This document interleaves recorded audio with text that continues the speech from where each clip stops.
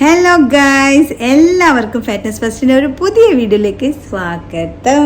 ഇന്ന് രാത്രിയത്തെ ഭക്ഷണം ഉണ്ടാക്കണം. അപ്പോൾ ഇന്ന് രാത്രിയത്തെ ഭക്ഷണം എന്ന് പറഞ്ഞത് കൽമാസ് ആണ്. അപ്പോൾ അതെങ്ങനെയാണ് തയ്യാറാക്കുന്നതും അതിൻ്റെ വിശേഷങ്ങളും എല്ലാം നോക്കാം. അതിന് വേണ്ടിയിട്ട് ആദ്യം തന്നെ മഞ്ഞളും ഉപ്പും മുളക് പൊടിയും നല്ലവണ്ണം മിക്സാക്കി വെച്ചിട്ട് ചിക്കൻ്റെ ഫ്ലഷ് മാത്രമാണ്, ബ്രസ്റ്റ് ഭാഗമാണ് ഞാൻ എടുത്തിരിക്കുന്നത്. ഇത് വേവിക്കാൻ വേണ്ടിയിട്ട് വെച്ചിട്ടുണ്ട്. നല്ലവണ്ണം വെന്തതിന് ശേഷം അത് ചൂടാറിയതിന് ശേഷം മിക്സിയിലിട്ടിട്ട് ഇങ്ങനെ ജസ്റ്റ് ഒന്ന് പൊടിച്ചെടുത്തിട്ടുണ്ട്.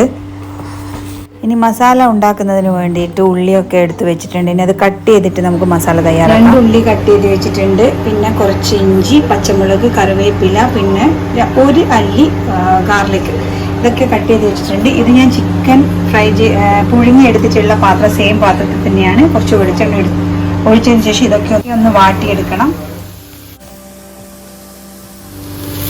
ഇതൊന്ന് ലൈറ്റായിട്ട് വാടി വന്നിട്ടുണ്ട്, കണ്ടില്ലേ?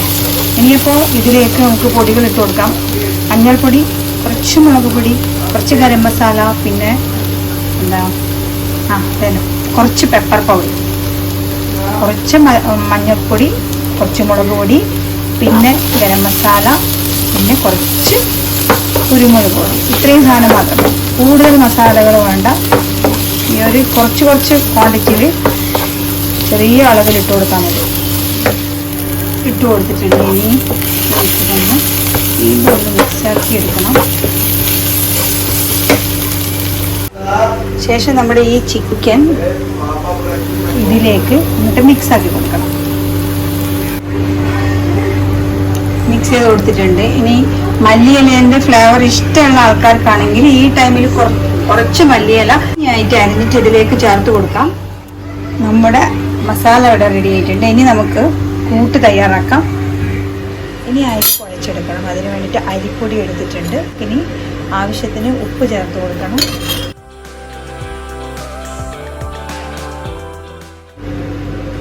ഏകദേശം ഇത്ര ഉപ്പ് വേണ്ടി വരും, നോക്കിയിട്ട് ചേർത്ത് കൊടുക്കാം. ഓക്കെ, ഇനി നമുക്കിതൊന്ന് എല്ലാം കൂടി ഒന്ന് മിക്സ് ചെയ്തെടുക്കാം.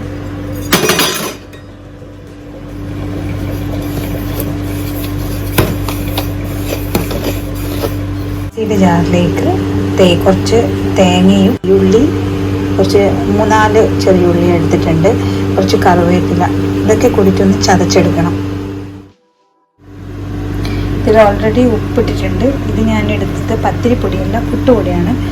പത്തിരിപ്പൊടി എടുക്കാൻ കുഴപ്പമില്ല. ഇത് ഞാൻ പുട്ടിനുള്ള അരിപ്പൊടിയാണ്, അപ്പോൾ അതാണ് എടുത്തിരിക്കുന്നത്. ഇനി ഇതിലേക്ക് ഉപ്പ് ചേർത്ത് കൊടുത്ത് ആവശ്യത്തിനുള്ള ഒന്ന് മിക്സാക്കി കൊടുത്തിട്ടുണ്ട്. ഇനി ഇതിലേക്ക് നമുക്ക് തിളച്ച വെള്ളം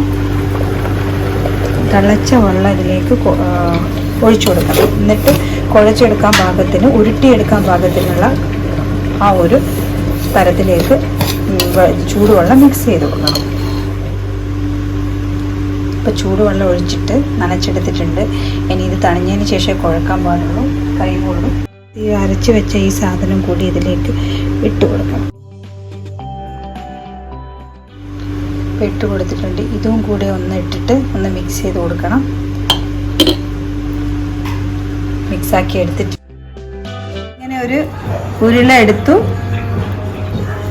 എന്നിട്ട് ഇതുപോലെ കുഴച്ച് ചൂടുവെള്ളത്തിനൊക്കെ കുഴച്ച് മിക്സാക്കിയതിന് ശേഷം നമുക്കിതൊന്ന് മെല്ലനെ പരത്തി കൊടുക്കാം.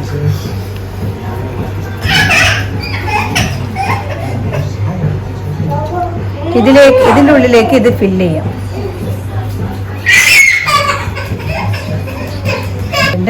ഇനി നമുക്കിതങ്ങ് റോൾ ചെയ്യാം.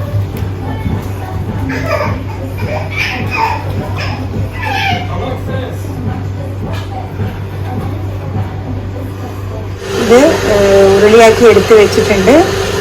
ഇനി നമുക്കിതൊന്ന് സ്റ്റീം ചെയ്തെടുക്കണം. ഈ ആവിയിൽ വേവിക്കാൻ വേണ്ടിയിട്ട് വെച്ചിട്ടുണ്ട്. ഒരു 20 മിനിറ്റ് ആയതിനു ശേഷം എടുത്ത് നോക്കാം. ഇപ്പോൾ ഒരു 20 മിനിറ്റ് ആയിട്ടുണ്ട്. ഇത് കറക്റ്റ് വേവായിട്ടുണ്ട്. ഇനി മാറ്റി വെക്കാം. ഒന്ന് തണിഞ്ഞതിന് ശേഷമാണ് ഇനി നമുക്കിത് ഫ്രൈ ചെയ്തെടുക്കേണ്ടത്. ഇനി ഫ്രൈ ചെയ്യാൻ ആവശ്യമായിട്ട് നമുക്ക് കുറച്ച് മുളക് പൊടി, അത് കുറച്ച് വെള്ളത്തിൽ കലക്കിയതിന് ശേഷം അതിൻ്റെ അകത്ത് കുറച്ച് ഉപ്പും പിന്നെ കുറച്ച് കറിവേപ്പിലയും കൂടി ഇട്ട് മിക്സ് ആക്കിയതിന് ശേഷം ഇതിൽ ഓരോ ഉരുളകളും ഇതിൽ ഡിപ്പ് ചെയ്തതിന് ശേഷം നമുക്ക് ഫ്രൈ ചെയ്തെടുക്കാം. ഫ്രൈ ചെയ്യാനിട്ടിട്ടുണ്ട്. ഇത്രയേ ഉള്ളൂ നമ്മുടെ കൽമാസ് ട്രിപ്പ്. അത് ഇങ്ങോട്ടേക്ക് മാറ്റി വെച്ചിട്ടുണ്ട്. ഇട്ട് വെച്ചിട്ടുണ്ട്. കൽമാസ് ഇവിടെ റെഡി ആയിട്ടുണ്ട്. അപ്പം നമുക്ക് ടേസ്റ്റ് ചെയ്ത് നോക്കാം. ചായ റെഡിയാണ്.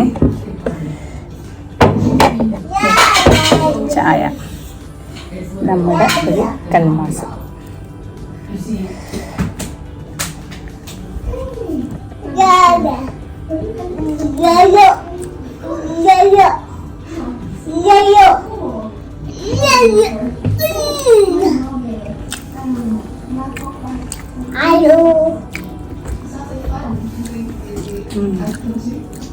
സൂപ്പർ.